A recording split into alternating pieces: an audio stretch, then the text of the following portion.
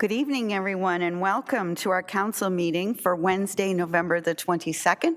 I'd like to thank those of the members of the public who have come here this evening, along with those who are watching us online this evening. Thank you so much for that. And I'll start by asking everyone if they do have a electronic device, if they could please put it on silent. The town does audio, video, record, and live stream on the Town of Innisfil's YouTube channel, and this shall form part of the record, which will be retained in accordance with the town's retention bylaw. And for more information on that bylaw, you can contact the clerk's office. I now ask the Deputy Mayor to please deliver the land acknowledgement statement. The Town of Innisfil acknowledges that the Town of Innisfil is situated on treaty land that is steeped in rich Indigenous history.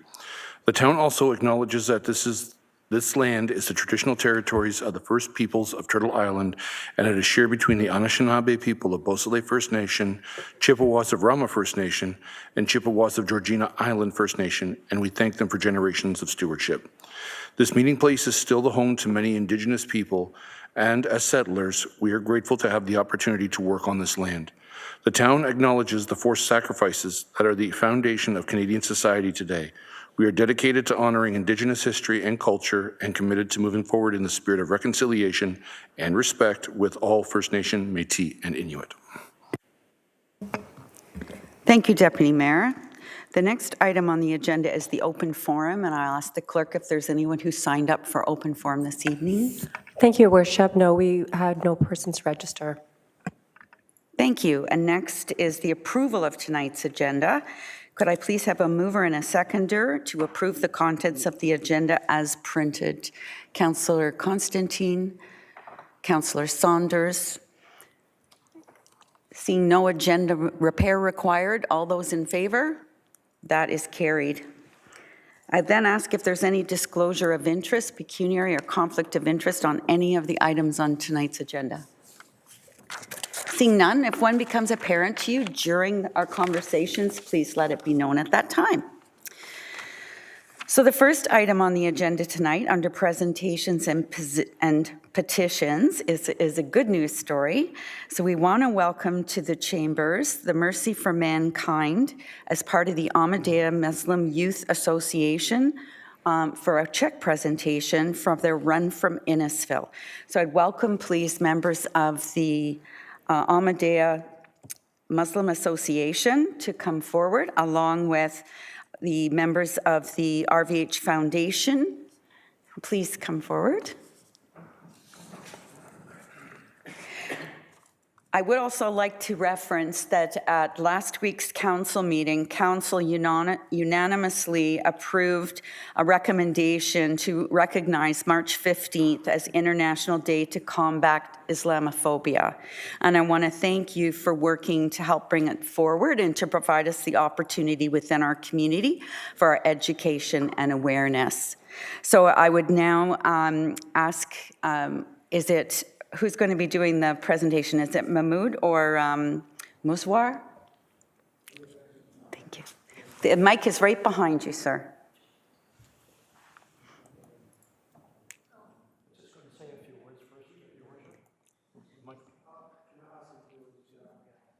If you could use the mic so that people that are joining us live stream can find you as well. Thank you. Go ahead, Mr. Gilchrist. Good evening, Your Worship. Good evening, members of council and members of the public and staff. This is a wonderful evening for us. My name is Al Gilchrist, and I'm with the RVH Foundation. I'm a volunteer in Innisfil, and I'm joined by Barb Bagley and Cam Simpson. They're also on our campus cabinet here in Innisfil. We're working hard to raise money to provide a new hospital in Innisfil. I just want to say a few words, Your Worship. I want to personally thank everyone for their participation and fundraising efforts that went into the Run for Innisfil on Sunday, September the 24th. The Keep Life Wild campaign has an ambitious goal to raise $100 million to support RVH, to double the size of the existing site in Barrie, and build a brand new facility right here in Innisfil. And this event is one of many helping us reach that goal. Our plan includes a 200,000 square foot healthcare facility, built just up the road at Innisfil Beach Road and Yonge Street. It's actually about a 5-minute walk from where I'm standing. It will be focused on outpatient clinics, day surgery, and diagnostics. Importantly, it will include an urgent care center where people with concerns that aren't life-threatening but need to be dealt with quickly can be seen without having to travel to an emergency department. That means thousands of people each year won't have to travel out of town to wait in an emergency or have their lives turned upside down for an overnight stay in the city. This is life-changing for residents of Innisfil and South Simcoe. At its core, the Keep Life Well campaign is about protecting the health of people in our region so we can continue to live our lives to the fullest. We can't run, race, or rally the way we are now if we are not healthy. And the Keep Life Well campaign will help ensure that everyone in our region will have access to the healthcare, treatment plans, and facilities when and where they are needed most. We cannot achieve that goal without everyone from across the region being a part of it. It's an honor today to be up here with these gentlemen from the Ahmadiyya Muslim Youth Association for what they did last September. And the really good news is that they're going to do the same thing next year. So I want to say to you, gentlemen, so thank you so very, very much. Innisfil is full of wonderful people and great organizations, and you fellows certainly have a great organization. So on behalf of all of us here, all of the people in Innisfil, and especially the RVH Keep Life Well campaign, thank you. Thank you so much. Thank you, Your Worship. Thank you, Mr. Gilchrist. And now we'll hear from the President, Mahmood Chaudhry. Assalamu alaikum, peace be on you. Bismillahirrahmanirrahim, in the name of Allah, the gracious, the merciful. Thank you very much. That little token money, that's our raise our youth between 15 to 40 years. And that was the first year, inshallah, by the help of God Almighty. We continue this for every year for the hospital. And also, Your Honorable Mayor, we offer our services. Our services all volunteer-based. Whichever way, wherever you want, our services are available for you. And thank you very much. Thank you very much. Now, who's doing the presentation? Would that be Muswar, who's the president of the youth group? It is a blank check. We're filling it after. We'll fill it digitally. Should we come in front? Is that okay? Please.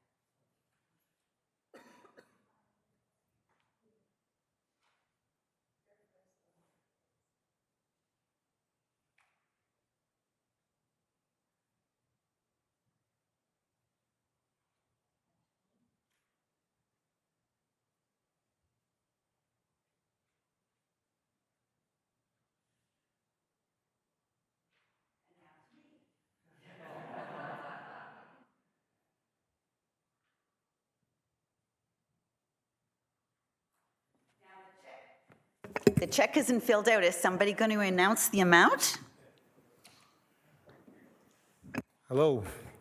All right. I just want to share a few thoughts before I share the check amount. On behalf of the Ahmadiyya Muslim Youth Association and the Ahmadiyya Muslim Jamaat of Innisfil, I just want to say, first of all, it's our honor and privilege to serve the community of Innisfil. It's actually in our faith to serve where you live and be loyal citizens of that country.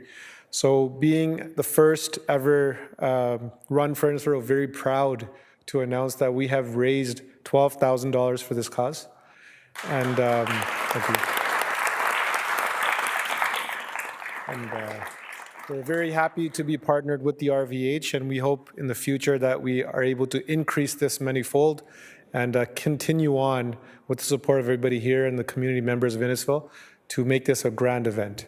So with that, we present this check to RVH, and we pray and we hope that we can continue doing this moving forward. Thank you very much. Thank you very much, Solomon. It was a beautiful day for a walk and a run. We enjoyed it very much, and thank you for all you do for your community, including the Run for Innisfil. Thank you. Okay, thanks. Now, could I ask for a mover and a seconder, please, at the presentation from the Mercy for Mankind, a part of the Ahmadiyya Muslim Youth Association, Run for Innisfil, be received? Deputy Mayor Fowler, Councillor Zanella, all those in favor? That's carried unanimously. And thank you also for the Foundation Keep Life Wild group for working so hard on our behalf. Thank you. Okay, now for the bad news presentation. No, I'm just kidding. The 2024 budget process and timeline. Thank you, and good evening, Council and, Mayor and members of Council. This evening, we have a presentation for you regarding the 2024 budget process. Do we want to start the presentation, please? Next slide, please. And so 2 items that we're going to talk about tonight that do impact the 2024 budget update is the strong mayor powers. And then, keep with that in mind, we'll review for you what the proposed 2024 budget update process and timelines is. Next slide, please. As Council is aware, effective October 31st, 2023, Innisfil was granted strong mayor powers as a result of the mayor's commitment to the housing target. And you may recall a presentation from staff on September the 27th. As part of the strong mayor powers, there are a number of powers that can be delegated, but the powers related to the budget cannot be delegated. And so staff did have a meeting with the mayor regarding the 2024 budget process, and the mayor did direct staff to develop a process that followed similar budget processes for the readoption of that second-year budget, with the exception that we need to, of course, be in compliance with the legislative pieces surrounding the strong mayor powers. So in essence, and you'll see this in the slide later on, the budget process will follow a very similar process, except where we need to follow those legislated requirements as strong mayors. Next slide, please. Another consideration for council as we work through the update to the 2024 budget is that 2024 is part of a multi-year budget. In February of 2023, Council approved the 2023-2024 budget. And through that process, there was extensive discussion, consultation, and debate on the process. And so Council did approve that budget in February 2024. They approved it in February. But as part of the Municipal Act, we are required, or Council is required, to readopt that budget. The town as well has a multi-year budget policy that speaks to the process for readopting that budget. And within that policy, there is what we call an adjustment process. And so that outlines what we will or will not do as we work through this update process. The update to the 2024 budget is not intended to open the budget up. As I mentioned, I think we had really healthy and extensive discussions and debate on the 2024 budget already. So it's not intended to do that, but it is intended to give us an opportunity, council and staff, to fine-tune the budget as a result of perhaps legislative changes that we were not aware of at the time that the budget was presented. There could be unforeseen changes due to changes in the economic conditions that may impact service demands, revenue projections, expenditures, or as council directed. And so this is an important consideration as we discuss the budget timelines, and you'll see this outlined in the budget timelines in a couple of slides. Next slide, please. This slide illustrates the legislative requirements related to the strong mayor budget process. And so you can see the days that are legislated. Those dates, as they relate to the strong mayor budget process, can be shortened by council and the mayor through a resolution, or in the head of council's case, a written letter to council members or the clerk. So the process begins day one when the head of council proposes or declares the budget. And so that's in essence when the clock starts ticking and these timeframes come into play. So day one, the mayor declares the budget.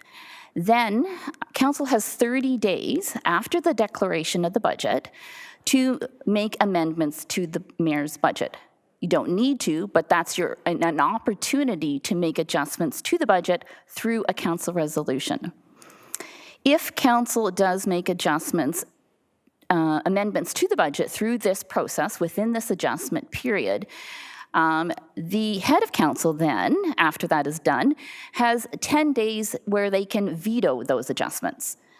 Should the head of council do that, then council has 15 days to override the mayor's veto.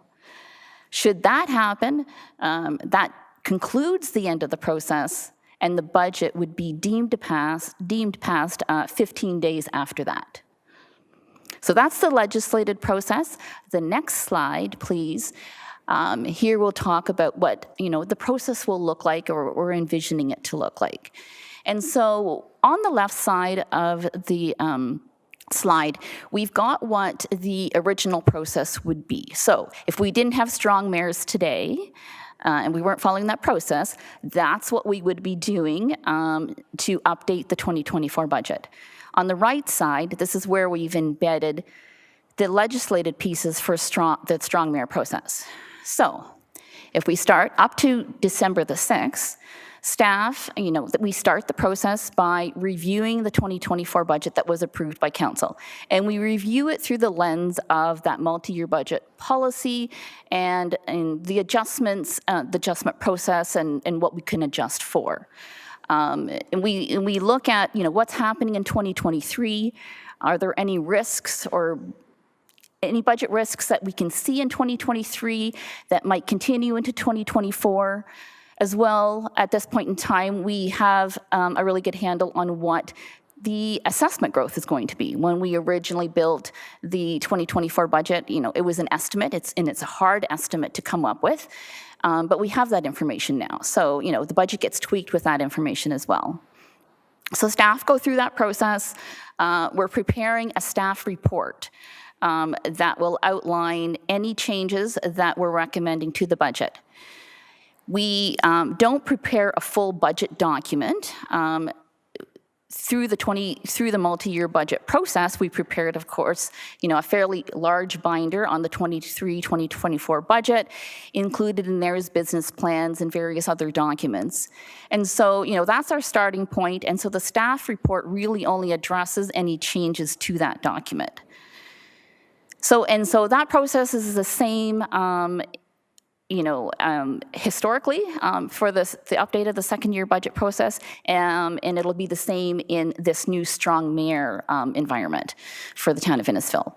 On December the 6th, that staff report, like I spoke to, will get published along with the regular council agenda. So, and this is in keeping and consistent with what we did in prior years. Because it's really only an update to the budget, we don't anticipate a lot of changes to it, and there's not a special council meeting, and it just is a staff report that goes to council as part of the regular council agenda.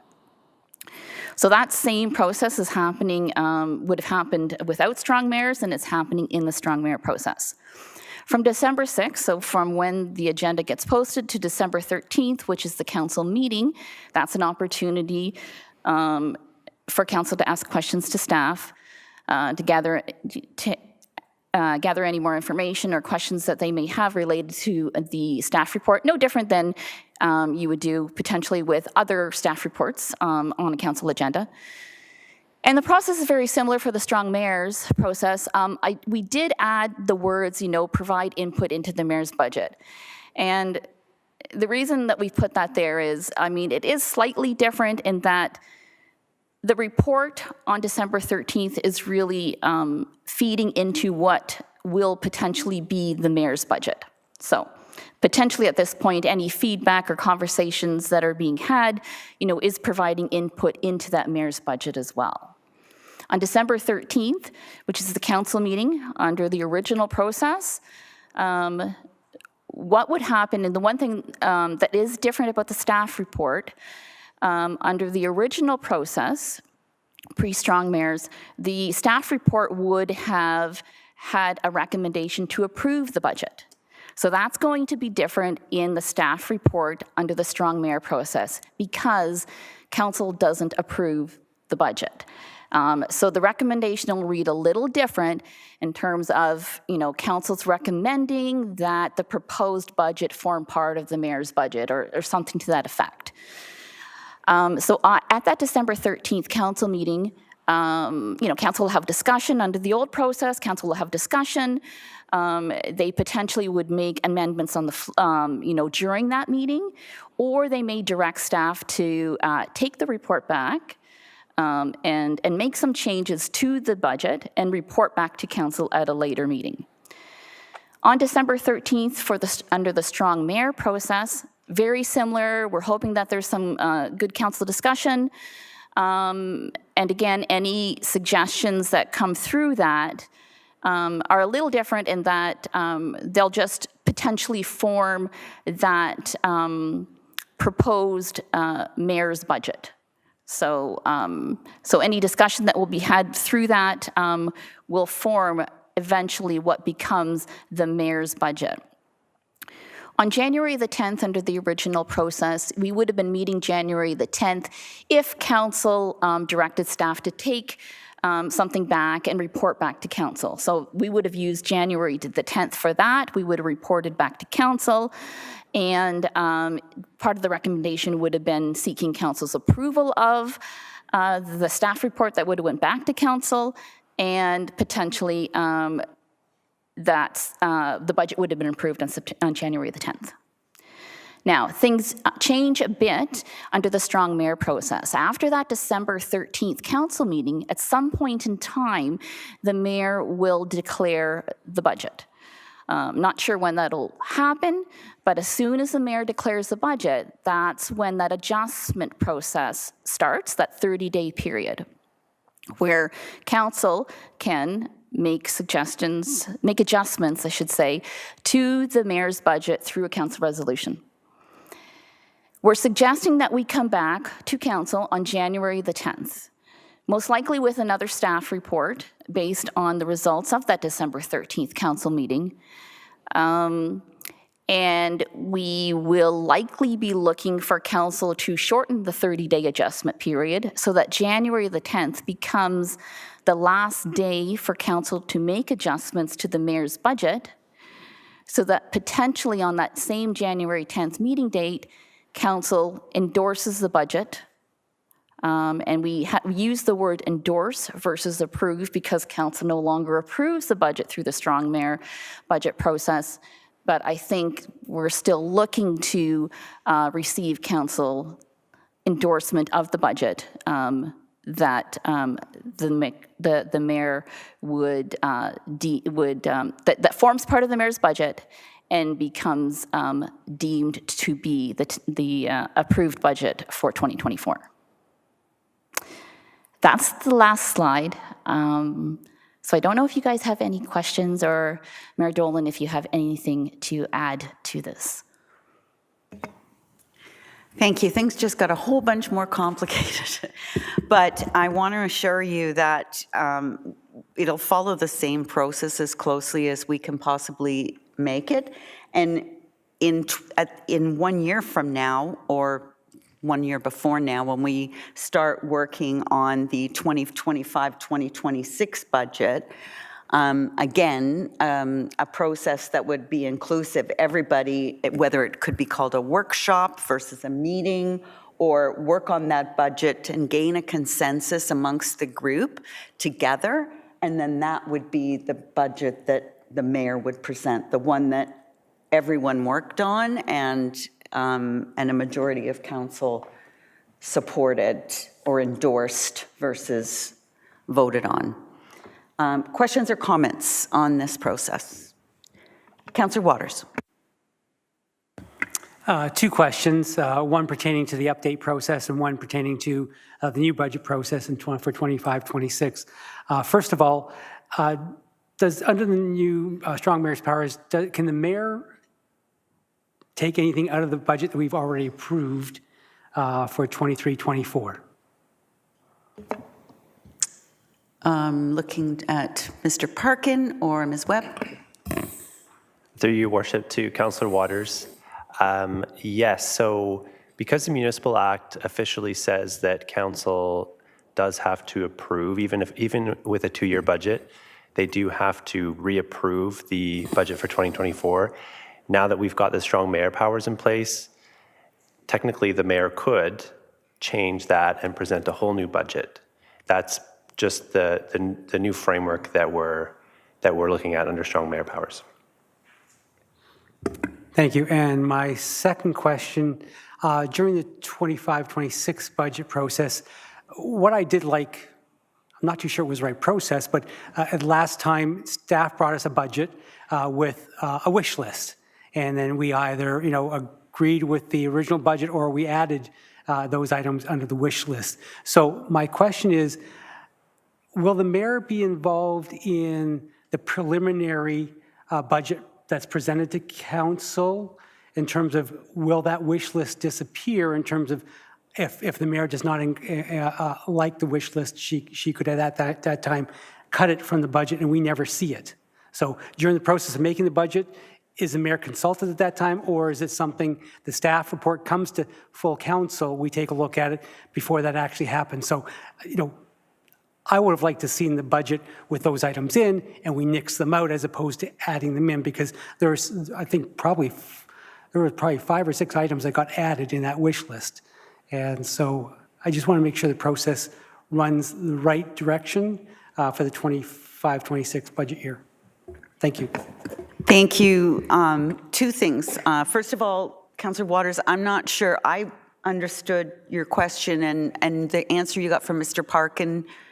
I thought what you were saying is once we, on January 10th, approve a budget for 2024, I thought you said, then could I, after that, decide to take something out? Oh, that's not what you meant? That's not what I meant. I meant prior to that. Could you review the budget right now and say, I don't like the fact that it was 4.7% increase. I want to be able to get that down to 4.3. What are the items that we can delete? So I was asking prior to that because January 10th is the final vote as far as I'm concerned. So that was my first question. Thank you. So I did get asked from staff if I wanted to have a meeting with them for the budget, and I said I wanted the first meeting to be the meeting with everyone. So I will not have seen the budget before December the 13th. Well, I'll see it when I open up my council agenda, which is usually later than all you guys. But and then the other question about the following 2 years, same idea, that the day that the budget the staff recommended budget, or what the staff is bringing forward, appears that we all see it at the same time, unless I'm breaking a rule. Am I breaking any rules? Thank you. Mr. Gershow. Thank you, Mayor Dolan. Just, a comment in the hope that it clarifies. I think there's really 2 questions here. One is, what is the mayor's legal authority under the law? And then there is the question of what will the mayor of Innisfil do under that authority in our process. Those may not be the same thing. I would say that the legal authority is very broad for the mayor to add, delete, vet, or whatever. But I think what Mayor Dolan is saying is she intends to work with council to the maximum extent possible. Thank you. I was just looking for that clarification. Thanks. Thank you for asking the questions. I very much appreciate that, the transparency. Anyone else have any questions or comments on the timeline, the process? So I guess I did have one question. So January 10th is a little bit later than we typically approve a budget. Is that going to cause any issues that you're aware of, Ms. Webb? Yes, Mayor Dolan. No, I think that we're comfortable with that January 10th approval date. As staff are working on different tenders and other documents that they do want to get out, January 10th is still early enough in the year to help us get those documents out on time. Thank you for that. Seeing no other questions, could I have a mover and a seconder that the presentation regarding the 2024 budget process and timelines be received? Councillor Waters, Councillor Drodge, all those in favor? That is carried. Next, we're on item 6, delegations by members of the public or invited guests. We have none of those. Item 7. This is where you have the opportunity to update members of council and the public on any committees of council that you have been appointed to by this council. Councillor Saunders. Thank you, Madam Mayor. The Accessibility Board met last Tuesday, and Deputy Chief Carla McDonald presented the emergency preparedness for the board, and they really liked it, and they just went into depth with it. It was really good. And then at our library board, Shannon Kelly Robb presented the the social services that are available at the library, which is amazing. I didn't know we had so many social services here. And I actually asked her to present to the council chamber with us.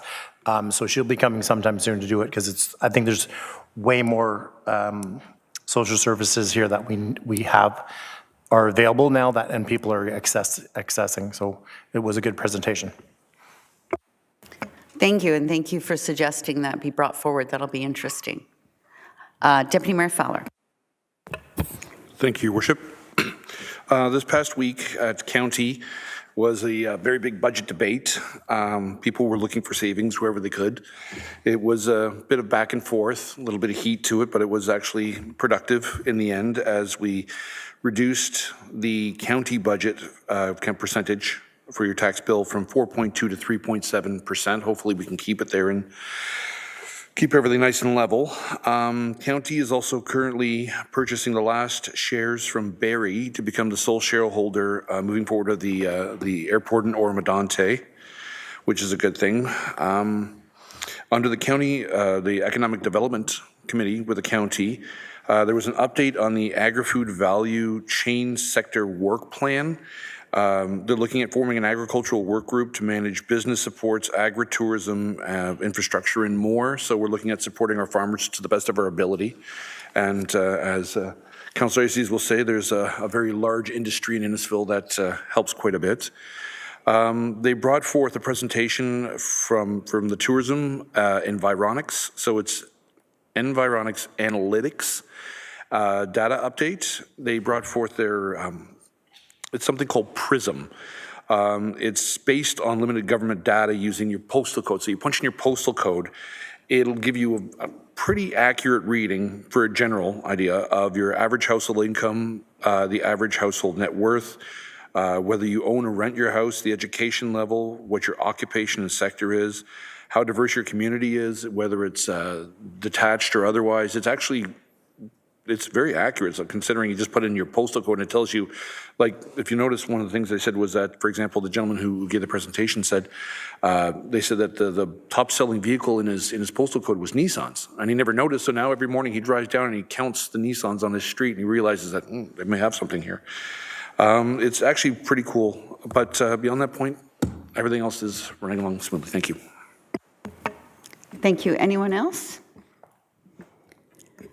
Just a couple of things from me. So that county 3.7% will be put in the pot and stirred around with the police budget and the Conservation Authority budgets and everything else to come out with one number, which will be the number for Innisfil. Also, for a select number of people in Innisfil, there's going to be a little bit of a hiccup in our waste collection. It's for those people that are in Zone 2. So not all of Innisfil is in Zone 2. Actually, pieces of Ward 7, Ward 1, I think, and Ward 6 are in Zone 2. And what that will mean is next week, you'll have recycling pickup, and the week after that, you'll have recycling pickup, and the week after that, you'll have garbage pickup, but you'll be allowed an extra bag. So the best way, it's complicated, but the best way to figure it out is to download the Simcoe Collects app, and it will help you navigate. And it'll just be this one time to realign with the schedule of the producers, because as of January 21st, it's the producer responsibility for recycling. So I know it sounds very complicated. It isn't, but again, just if you download the app, it'll tell you what cart to put out on what day, and if you follow that, you'll be fine. Also, on behalf of AMO, it was a pleasure to attend a presentation in the city of Mississauga with Ministers Bethan Falvey and Minister Kingasurma as they announced a $200 million infrastructure announcement that's still pretty vague about how you apply or who can apply or what you can apply for.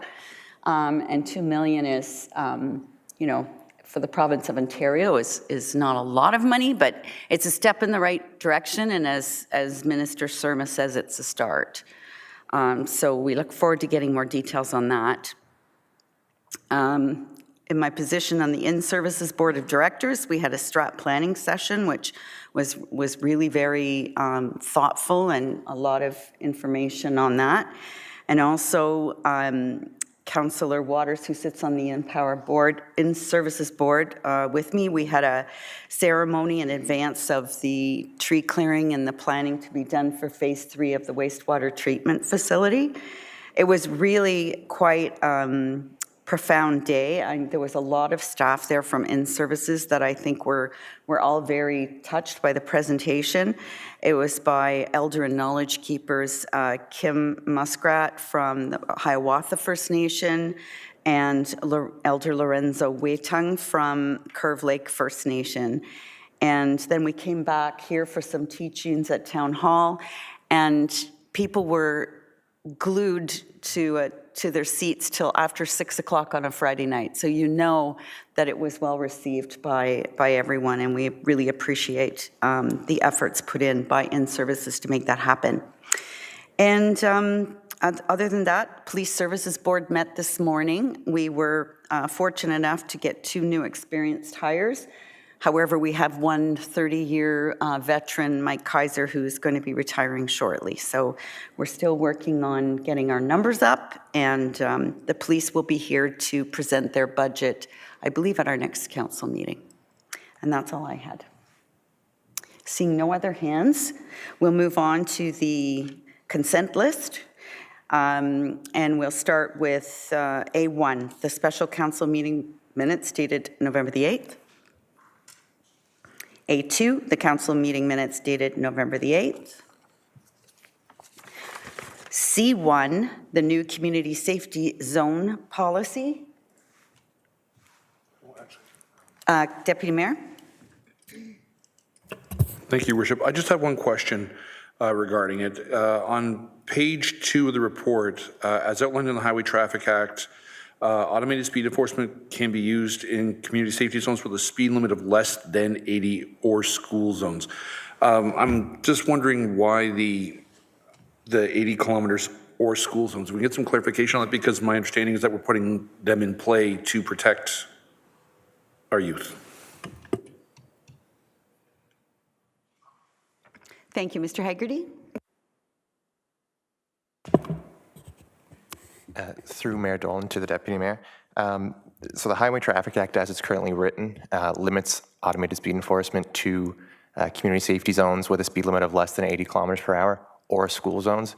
It doesn't provide a speed threshold for school zones. So my understanding is that any school zone could have automated speed enforcement used in it. Thank you, Mr. Haggerty. And did you have a follow-up, Deputy? Now, with the roads going north and south being county roads, how does that play into it if we have, for example, along 20 Side Road, hypothetically, we reduce it down to, they reduce it down to 60, where does the town come in with this? Do we have to have an agreement with them in regards to that, or is it something we can put in play ourselves? Mr. Haggerty? Through the mayor to the deputy mayor, I wish Director Bowman was here to answer that question. I believe she was working with the county and MTO to determine if Innisfil could use automated speed enforcement on county roads. I'm not sure if they've finalized an answer on that yet, but they are looking into it. Thank you, and I believe with conversations at the county, they are hopefully looking forward to allowing that to happen on county roads, from my understanding. Any other questions or comments for Mr. Haggerty? I want to thank you for making this process much simpler in order to get a new community safety zone in our area, particularly because of the automated speed enforcement. So thank you for simplifying the process. Seeing no other questions, we'll go to C2, the 2023 Municipal Drain Maintenance Assessments. And I will, on this one, just mention that this is probably one of our little training sessions that we could have on the Municipal Drainage Act, because it's a very complicated piece of legislation and is very prescribed. So at one point or another, we'll have that Municipal Drain 101 for all of council. C3, the zoning bylaw amendment application for the Alsemi P phases 4 and 5. C4, the respectful workplace policy amendments. Again, great work, Francesca, and well done to the team. A really important document. C5, the tax sale extension agreement. Councillor Saunders, go ahead. Thank you, Madam Mayor. I just have a question on this where it says that she's going to pay the certain amount every month.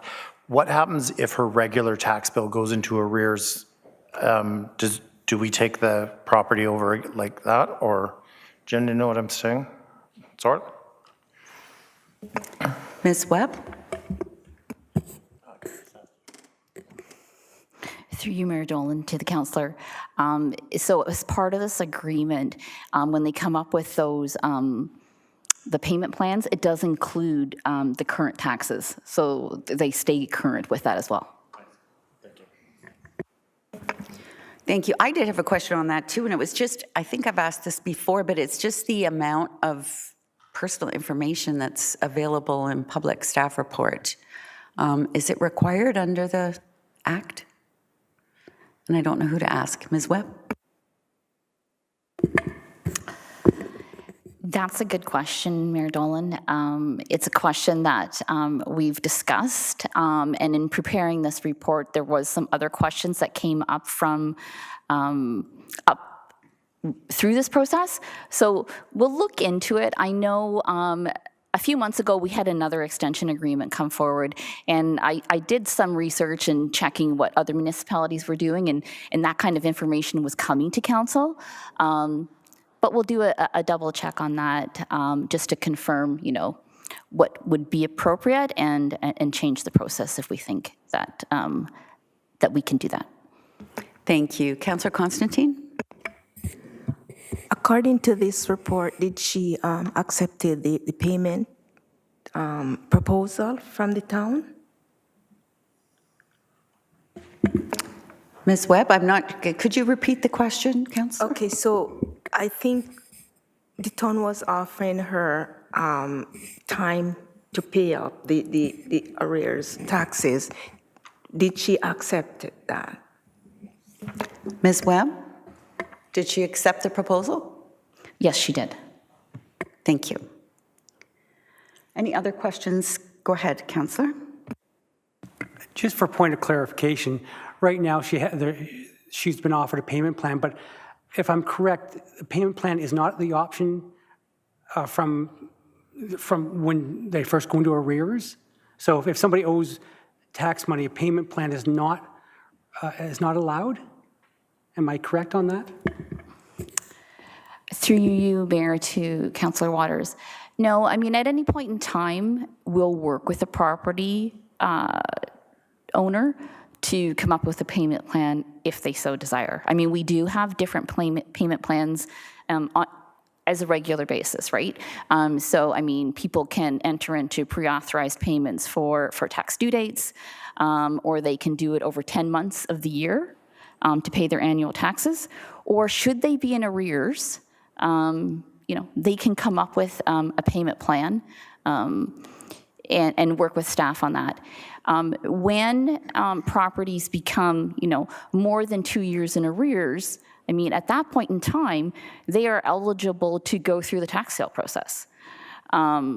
So, you know, when arrears do get further behind than those 2 years, you know, it is important that that they work on a payment plan to help, you know, get them caught up.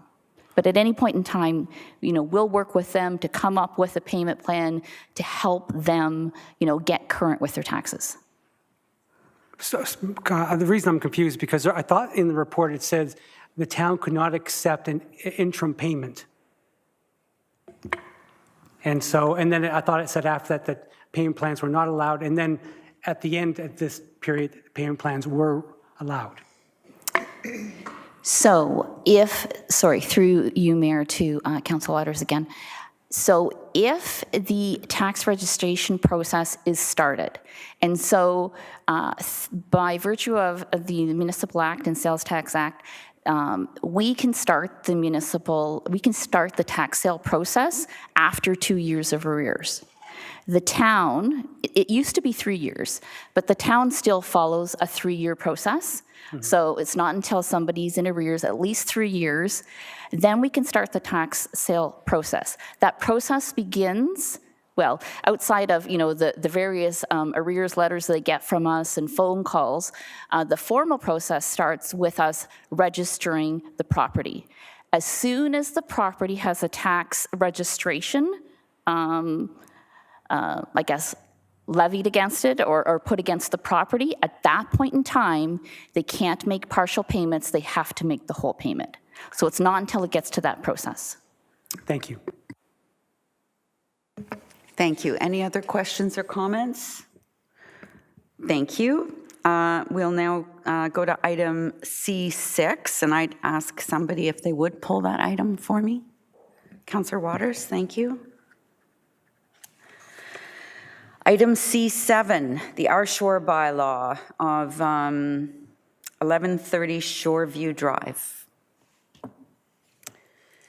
And then we go to item D, D1, the staff report, Town of Innisfil, first year 1 progress report. Could I ask somebody to pull that one for me, please? Councillor Drodge, thank you. Staff report regarding the town campus master plan update. Councillor Ices. Refer to committee, please. D3, the South Innisfil Creek Drain update. Councillor Ices. Thank you, Your Worship. I didn't want to pull it, but I just wanted to highlight the great work that the town is doing with the partners in this municipal drain. They're using this as an opportunity to enhance the stream as it goes through the different parts of Innisfil. Erosion protection, better conveyance of fish habitat. So many good things are happening there, and it mentions a tour that occurred in October or September rather, that I was able to attend, and it's the caption they used for this project is "Drains Done Differently," and we were able to see some of that great work. So I'd like to point out the work that Mr. Nienhuis is doing with this and commend him for that. So thank you. Thank you so much, Councillor. Next is item E, we have no bylaws. So item F1, which was the resolution from the Township of McKellar. And could I ask someone to pull that one for me, please, Deputy Mayor? Next is items for correspondence. We have the meeting highlights from October the 24th from County Council. We have a proclamation from International Day of Persons with Disabilities. And that is everything. Seeing nothing else pulled, we'll go with the consent list recommendation, please. And if everything's been captured there, could we have a mover and a seconder for the consent list recommendation?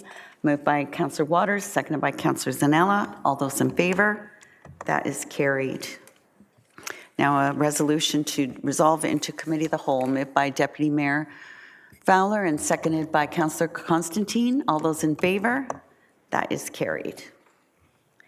So the first item was the salt alteration bylaw and guidelines. Councillor Waters? Oh, okay, there you go, yes.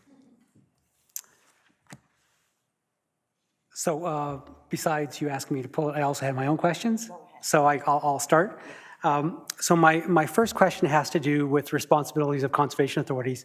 Normally they have, and this is a question to staff, does the changes in the Conservation Authority Act affect their ability, or are they involved in investigating salt alteration and charging landowners?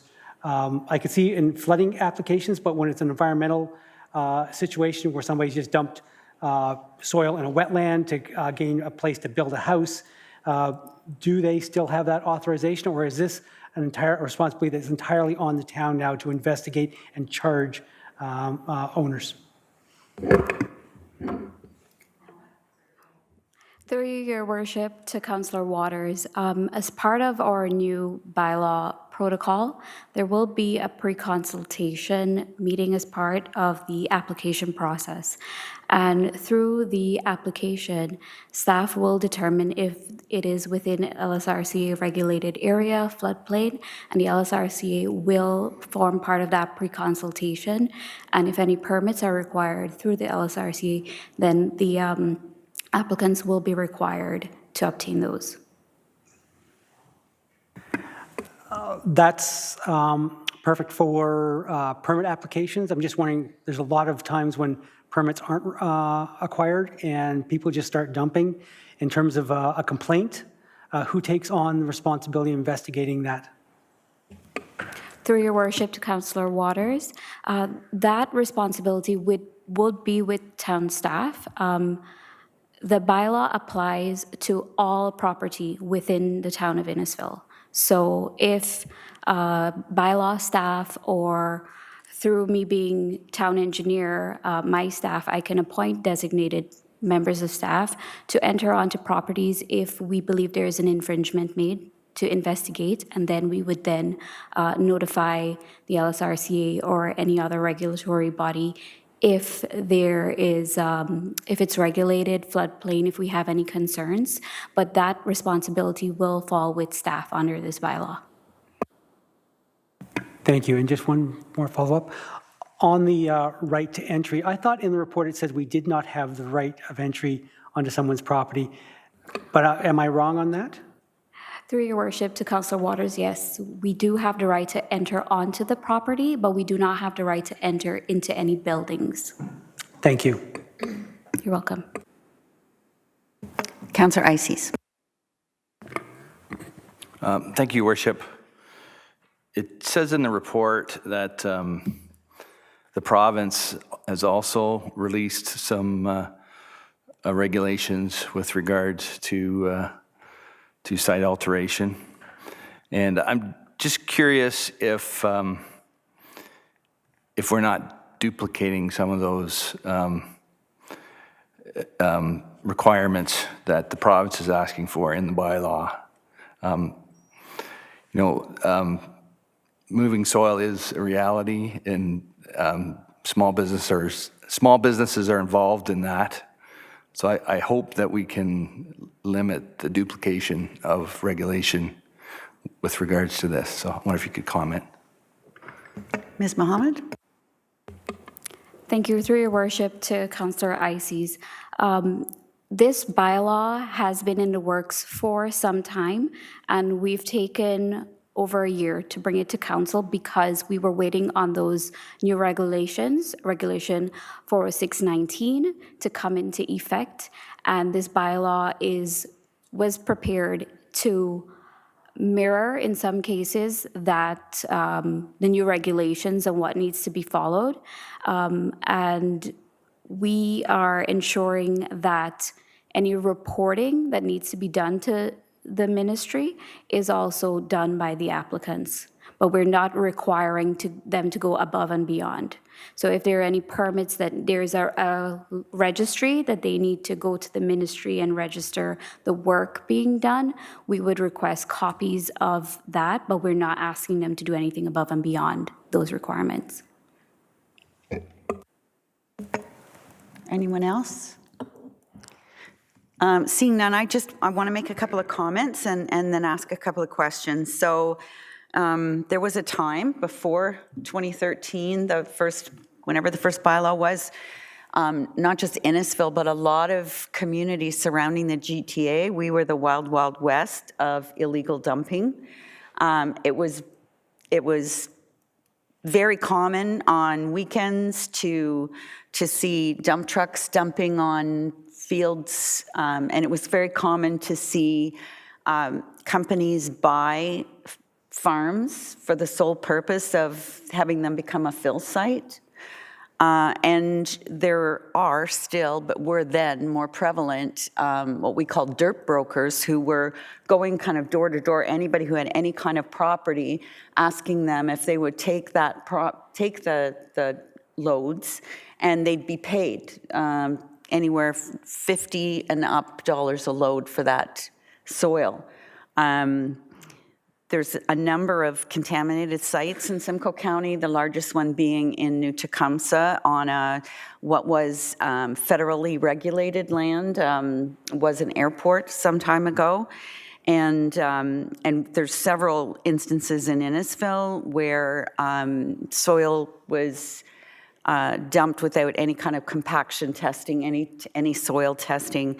And although we did try at some point to start regulating how many loads were going in, I know on one instance on the second line, we put one of those markers across the road so we could count the trucks, and they were going up the personal driveway and around it so they could get over not having to be counted for that load.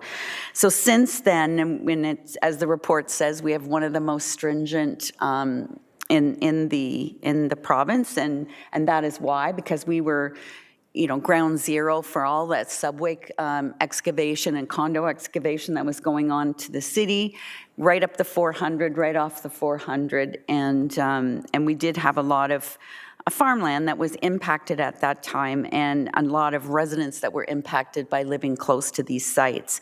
So I support, I think, going the route that everyone else has gone with the permitting process. I think there's a couple of things I would like for us to be able to include in that permitting process. And one of them is the amount of soil that they take. So I had a property owner call me once and talk to me about, he thought he should be able to have the soil. And I said, if you present a plan to the town as if you had to pay $100 a load for that soil versus presenting a plan to the town that you were getting $100. So using the least amount that you needed versus trying to cram in the most amount that you needed, then I can accept that in those cases it's needed. Where I really have had a problem, whereas when people would, put in a driveway and they'd pick the valley to fill in the whole valley for the driveway so they could put in 30,000 loads instead of 1,000 loads. So that I would ask for to be taken into consideration, and also the routes. Do we have under this under this permitting system, if there's a place that needs fill and the shortest distance is downtown the main street of Lefroy versus, through the construction site, can we determine through permit what route those dump trucks have to take? Davina? Thank you, Your Worship.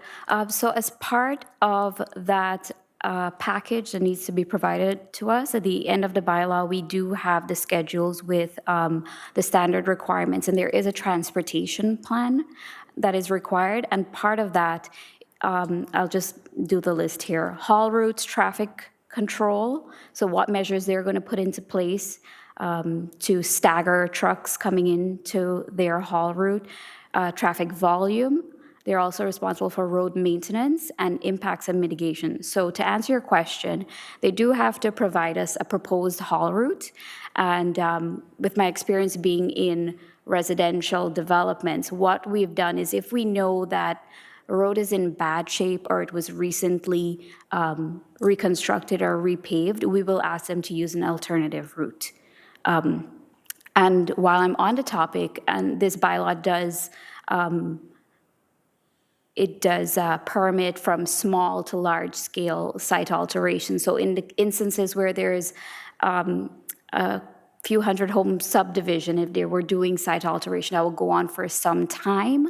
What we have been practicing is for the haul routes, we would take a security and our staff would do a precondition survey, share that with the developer and their engineer, and we would monitor from time to time to measure the deterioration of the road.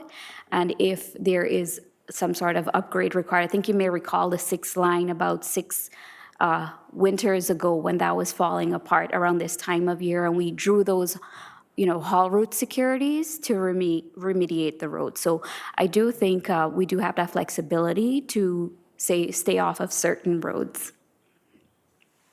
Thank you. And if you could give me a sense of volume. So it talks about medium being 1,500 cubic meters to 5,000 cubic meters.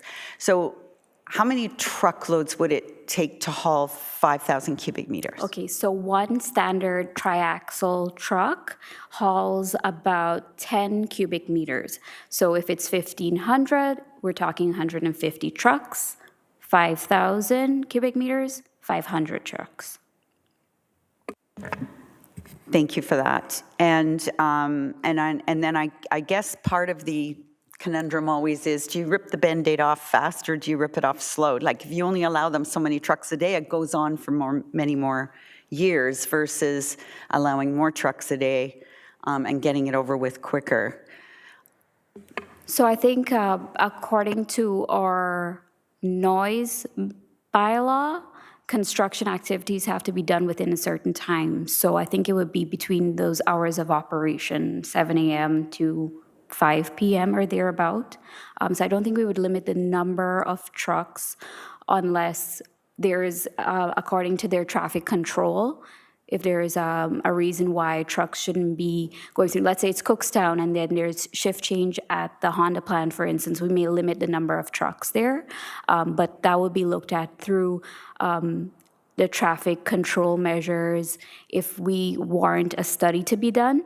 And one other thing I'd like to mention, we do have the flexibility within the bylaw to request additional studies as we deem required. So if there is unevaluated wetland, for example, but because of our GIS mapping, again, as part of that pre-consultation, when the applicant, when we have the address, we look on the mapping, is there potentially unevaluated wetland? We could request an environmental impact assessment, or if we think there's going to be traffic concerns, we can ask for a traffic brief to be done to address those concerns. Thank you. One more, and then I'll let you go. So our fees, so we had in there a chart that showed us,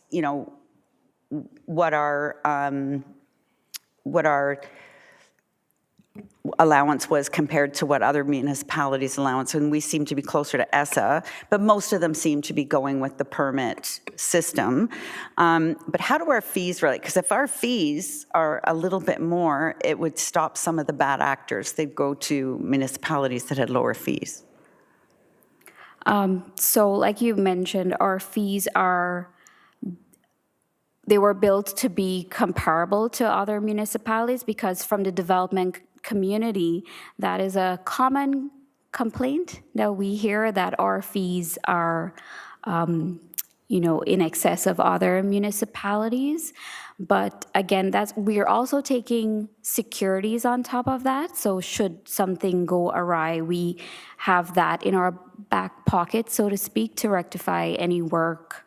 And then if there's any contravention of the permit, we do have that offenses section as well. Thank you. And just to be clear, I understand that dirt does need to be moved for development, for agriculture, for architecture and topsoil and new homes. I get that. Where it really rubs me the wrong way is when people are just turning a piece of land into a dump for the sake of making money.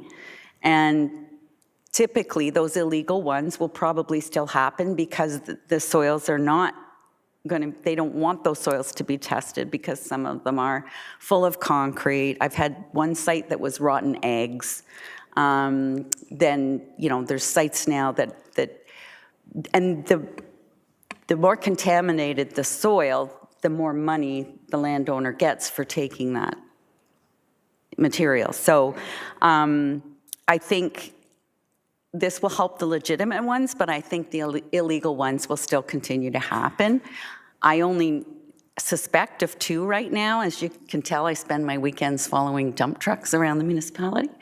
Right. But I'll make sure I do report them if I see activity in those 2 sites. Thank you. So like I did mention, we have the ability through myself and my designated staff or bylaw to enter onto properties should we have any suspicions. So if you do have any, please let me know. And if they are filling their property without a permit, that's one step, but we also can report to the ministry as well. And I would encourage members of council to also let us know of your concerns and we can check it out. And if we think that we should report it to the ministry, then we will. I probably shouldn't say that here. Thank you so much, Davina. You helped a lot of anxiety on that report for me. Anyone else have any questions? Hearing none, all those in favor of the recommendation? That's carried. The next item that was pulled was Councillor Drudge, and that was item D1. And again, he pulled it for me, but if you could get a seconder. Thank you. So I just want to say that 2 weeks from tonight, we all sat here with corsages on and had our inaugural meeting here in the council chambers. So I think I told you all that night. It's going to go pretty quick. So the first year's gone, and I think you'll all agree with me that was pretty quick. I'm going to pass it over to CAO Gershow just to talk a little bit about the progress report that's in your agenda tonight. Thank you.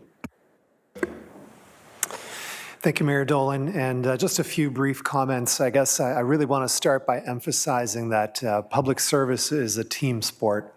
And I hope you see that team effort reflected in the progress report in front of you tonight. And I hope it really helps to illustrate just the range of ways in which we all serve our community. I think it's pretty amazing. And so I really just want to acknowledge that the progress you see documented would not be possible if not for the efforts of town staff day in and day out throughout the year. So I really want to thank everyone at the town for the contributions they make throughout the year. Of course, we're always looking for opportunities to improve and do better. But I think taxpayers in the town of Innisfil can be confident that their money is being spent well at the town of Innisfil. And I want to, assure council and the community that we take value for money seriously in the work that we do as town administration. And I hope that comes through as well. I also want to really just emphasize that staff and the leadership team really appreciates the partnership we have with council, because I think despite our distinct roles in serving this community, I feel like we have a very strong alignment around what we're trying to do, the goals we're trying to accomplish together, and that really makes a big difference. And having just approved a new strategic plan, as you did on November 8th, that really sets us up for even more success in the years ahead. So I'm excited about that. I'm really, proud of the progress we've made, but I'm looking forward to what we're going to do in the years ahead. So thank you for the opportunity to share this report, and welcome any questions or feedback. Thank you, CEO Gershaw, through you and to your team. Many, many thanks. When I read the report, I was actually quite amazed at how much we've accomplished in a learning year, because the first year of council is typically a learning year and kind of getting your feet on the ground.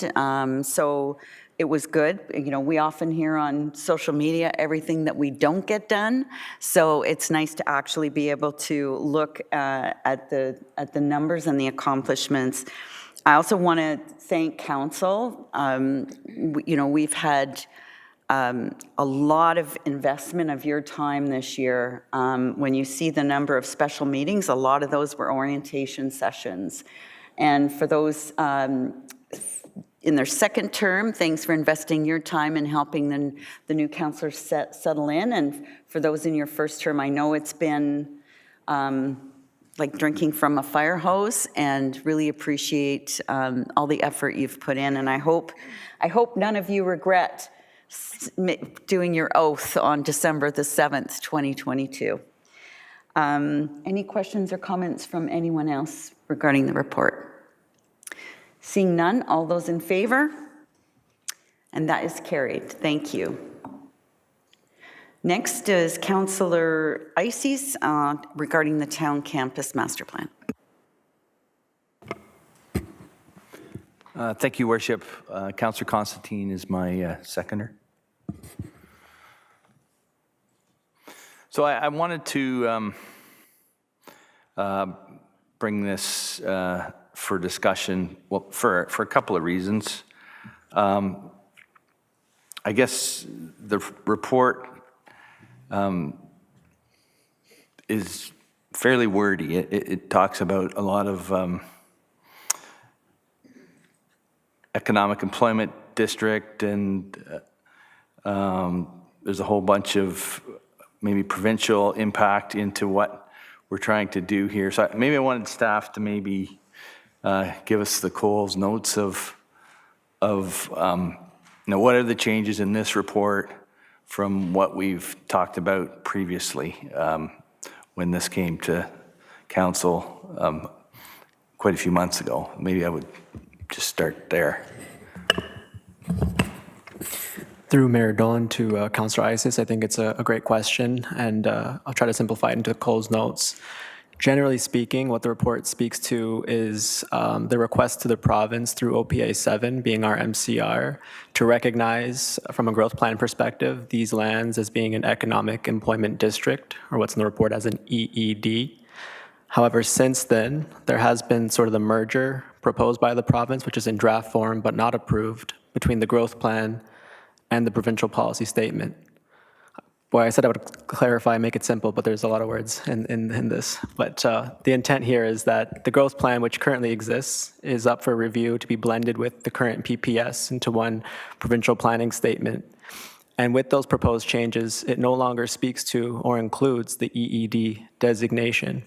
And as this plan became materially and substantially complete, there was an expectation at that point in time that OPA 7 would be approved. However, as we sit here today, it still is not approved. And so really what this report speaks to is that we are working through a RFP, request for proposal process, to initiate the comprehensive official plan review. And we see that as a natural opportunity to reflect the changes that do come finalized, which we do expect will happen between now and next year. So really it's the EED designation would still require, even under the current growth plan, an official plan amendment to implement the permitted land uses and what's really spoken to from a master plan perspective. But without the clarity of knowing whether that's actually going to be approved, taking a different approach may result in actually having to revisit the master plan at a later date. And so we're recommending we do it once holistically through the official plan review. Councillor Ices, follow-up? So we're going to do an official plan review. It talks about that being done in 2024. So it's hoped through that process that we'll be able to identify these areas as employment areas. I'm wondering about the properties that are kind of cut out of the map. A lot of them are homeowners, residential areas. Can we speak to what these plans, what kind of impact they'll have on those properties? Do we see any changes in an official plan, or is it too soon to tell? Mr. Carrera? Through Mayor Dolan to Councillor Ices. So what I would say about the boundary is we did not recommend the EED designation, but there would be an opportunity to look at essentially those corners of the campus master plan from an official plan perspective to evaluate land uses. We did also have the application at the corner of Yonge and IBR come forward for the commercial development approvals a few months ago. But at this point in time, those properties, from our perspective, are not included in the designation. It would be considered further through that more comprehensive review process.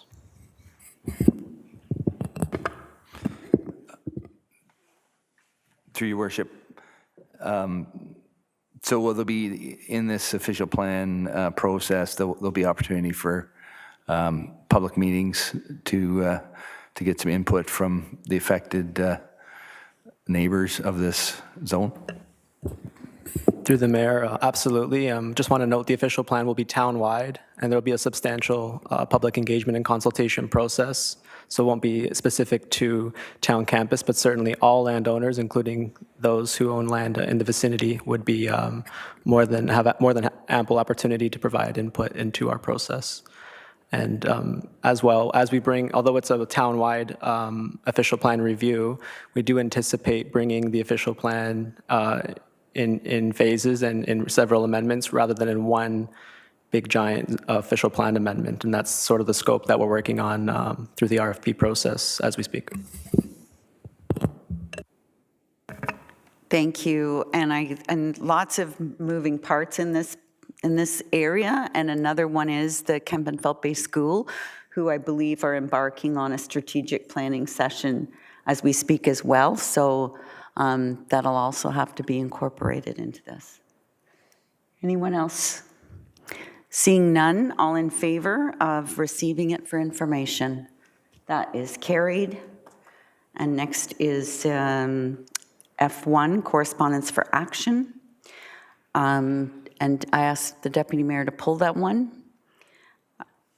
Did you have any comments before I? Oh, Councillor Dragill seconded it. Do you have any comments? So this is a resolution that's been traveling around the province. And I know we get them in our inbox all the time. Most of them we don't act on, but it's my opinion anyway that this one does make sense. The amendment calls for the legislation to be amended so that digital publications can be an acceptable means of publication for notice of requirements. And we don't have any printed newspapers anymore. Back in the day, the legislation requires it to be a newspaper, ad in a newspaper, and we don't have newspapers. So it's kind of hard to comply with a piece of legislation when we don't have the newspapers to put it in. So I think this is worthy supporting.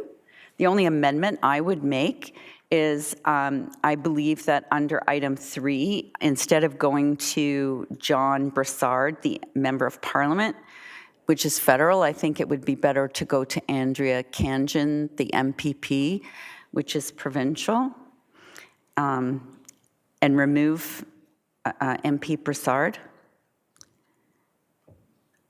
And I'm also glad to see that it doesn't say send to every municipality in Ontario, because I think we can get overwhelmed that way. So could I ask the mover and the seconder if they're okay with that friendly amendment? Does anybody else have any comments on this item? All in favoring of supporting the Township of McKellar's resolution? That is carried. Thank you, everyone. I believe that was the last item that we were dealing with. So could we ask for a mover and a seconder, please, for the rise recommendation? Councillor Saunders, Deputy Mayor Fowler, all those in favor? That is carried.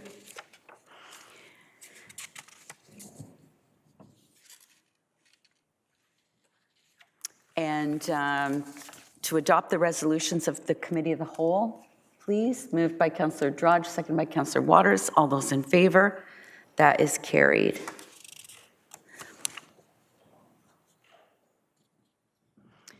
We have no notices of motion and no notices of motion which has been given, so we'll go right to announcements by members of council. And we'll start with Councillor Ices. Thank you, Worship. I do have a couple announcements. On December 2nd, the Holly Jolly Pop-Up Market is at the Stroud Arena between 11 and 5. And also on December 2nd, at the Stroud Fire Station, there will be a tree lighting at 7 p.m. And I hear Santa might even be there. I also wanted to recognize an Innisfil farmer who also works for the town of Innisfil, our very own Grant Cowan of Cowan Acres, won champion South Down Ram sheep category at the Royal Agricultural Winter Fair. For those of you who haven't been to the Royal Winter Fair, that's kind of our Super Bowl in the farming world for different categories of livestock. So congratulations to Grant and his daughter, Lauren, for that award. Thank you so much, Councillor Ices. We're very proud of Grant and Lauren. Councillor Ward 2, Councillor Constantine. Thank you, Your Worship. I have two. On Saturday, the 25th of November, there will be a holiday crafts show at the Legion, and there will be small businesses. If you are interested, you can get a table for $25. And those of you that have not finished your Christmas shopping, it's good to take a walk and see what is there. And there's also another one. This is on the 9th of December, and it's also at the Legion. So it said, join us for calming meditation session. Get in touch with your spiritual side while you take some time for yourself and learn some calming techniques to reduce stress and anxiety. This is a free event for everyone, so everyone is welcome, and this will be on December 9th at the Legion. Thank you, Councillor Constantine. Councillor Richardson, I'm sorry, I should have at the beginning of the meetings. She sent her regrets for tonight. Councillor Waters. On behalf of Councillor Richardson, she's asked me to make a few announcements for Ward 3. So November 25th, there's a gingerbread house contest at the library and vendors market. On December 2nd, Nantyre Shores Holiday Market from 10 till 2. Lots of vendors coming to hear the award-winning Nantyre Concert Band. So they're both in Ward 3. So in terms of Ward 4, my ward, a few announcements. On November 24th is Euchre Night at Lions Hall, 7 p.m. If you wear blue, you can get a ticket supporting Diabetes Awareness Month. November 26th is Breakfast with Santa at Lions Hall, $5 per person, and that goes from 9 till 12. And then on November 26th is the Santa Claus Parade, which we'll all be in, I would assume.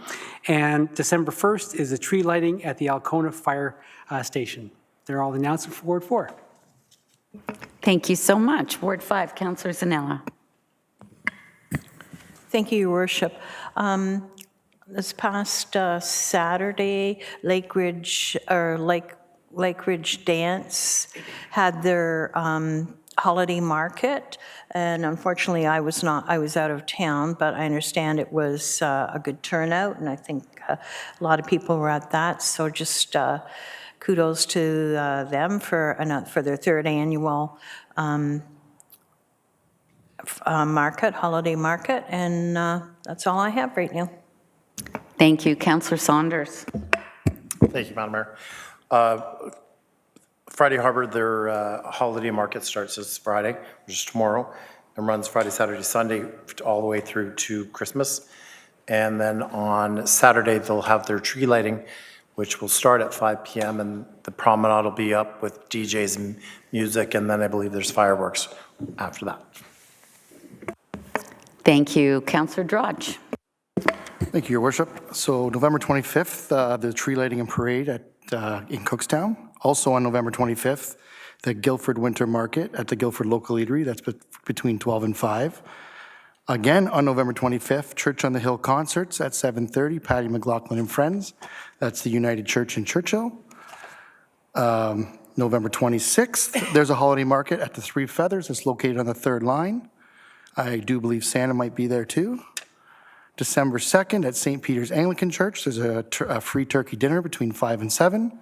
December 3rd at the Guildford Hall is their 2nd annual Christmas party between 1 and 3 p.m. And December 7th, 100 Men of Innisfil is doing their every 3-month get-together at 7 p.m. at the Innisfil Legion, and anybody's welcome to come. Thank you so much. Deputy Fowler. Thank you, Your Worship. This past week was busy for everybody. We had multiple Remembrance Day ceremonies, which everyone made attempts to get to as many as possible, which is really incredible because we owe so much to our veterans. Many of us on council went to our first Diwali celebration. That was actually really, really fun, and I look forward to the next year when they do it. They're looking to increase the size and everything else. So I'm looking, like I said, I'm looking forward. It's going to be a fun night next year. On December 4th, the Innisfil Economic Development Team and DMZ are having their business showcase at the Idea Lab and Library. It's always good to touch base with our local businesses and support as much as we humanly can. And December 12th, we have menorah lighting at Town Hall. So if you're all Christmased out at that point, why not just come on over for Hanukkah? Thank you. Yeah, lots of events going on this holiday season. I just wanted to give a shout out to our operations team and to Lana Leather for helping to coordinate the floats and getting us all where we need to be and making the beautiful float. We just show up and wave, but all the hard work is done prior to that, and that's done by staff. So thank you all for that. Very little to add. I attended 3 annual general meetings this week. The Painswick Horticultural Society elected President Mary Vale Parker. The Innisfil Garden Club elected Mona Ray Malloy and a new executive there. And the Innisfil Historical Society elected Donna Weiss to be their president for the next year. Innisfil Christmas for Kids had their kickoff right here at Town Hall, and you can, in many places, bring a new unwrapped toy to be part of that program. Besides the many Remembrance Day services in the town, thank you very much to the Innisfil Lions Club who put on a veterans dinner for our veterans. This year it was very much appreciated. And finally, congrats to our YMCA who celebrated their 15th birthday with a pancake breakfast. So, did anyone miss anything? Seeing none? Councillor Drodge, did you have something? There's a grand opening, Foodland Cookstown tomorrow. They're opening up. They've completely redid that store, so you should go check it out. Yes, thank you. Yeah, it does look lovely. Thanks, everyone. So that's our announcement. So now we need the confirming bylaw, moved by Deputy Mayor Fowler, seconded by Councillor Constantine. All those in favor? That is carried, and our adjournment at 8:29 p.m. moved by Councillor Drudge, seconded by Councillor Ices. All those in favor? That is carried. Thank you very much, everyone. Thank you, staff, and we'll see you all on December the 13th for our last meeting of the year.